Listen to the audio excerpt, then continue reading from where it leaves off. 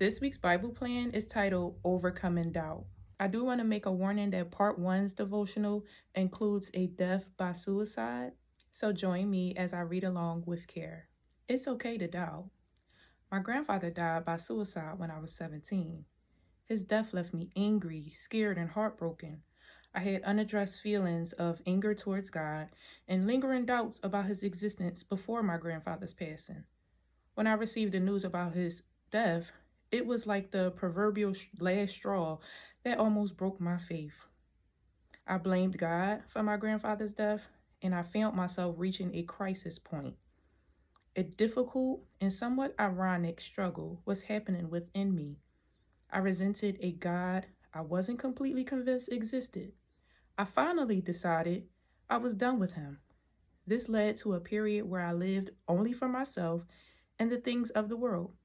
Thankfully, God wasn't done with me. It took some time, but after a year and a half, I became more open to the idea of reconnecting with Him. Someone invited me to a college campus event, and it was there that I rededicated my life to Jesus. The doubts that led me away from my faith didn't automatically go away, but I realized that running from God was not satisfying my soul or resolving my doubts. I decided to start running towards Him instead. I began to pray daily, God, I believe. Help my unbelief.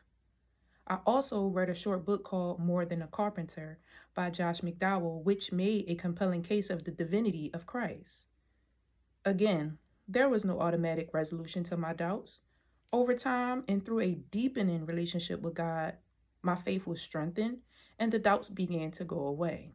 The author shares the story with us so that we know that we're not alone, and goes on to say that I and many other Christians have dealt with serious doubts. Jesus' disciples doubted. John the Baptist, the forerunner of Christ's earthly ministry, doubted too. So many of us doubt, but there is a way through doubt that leads to greater confidence in the existence and goodness of God.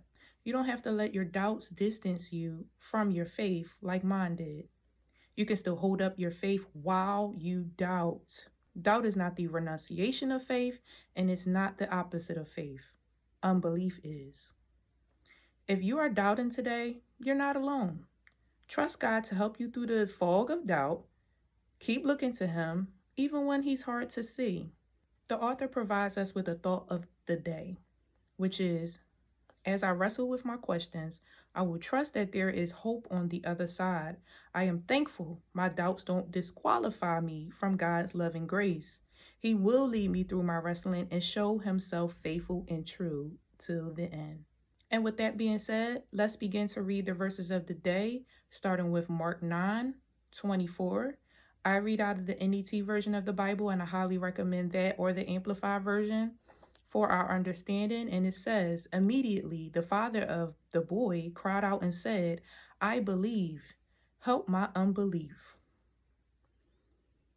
In Matthew 11, verse 2, it says, now when John heard in prison about the deeds Christ had done, he sent his disciples to ask a question. Are you the one who is to come, or should we look for another? Jesus answered them, go tell John what you hear and see.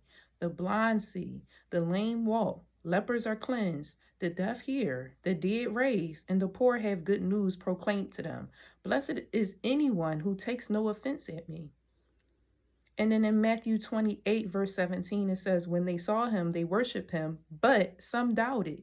The word that comes to mind after reading part one's devotional is barriers. And some of us are faced with barriers that cause our belief to be shaken.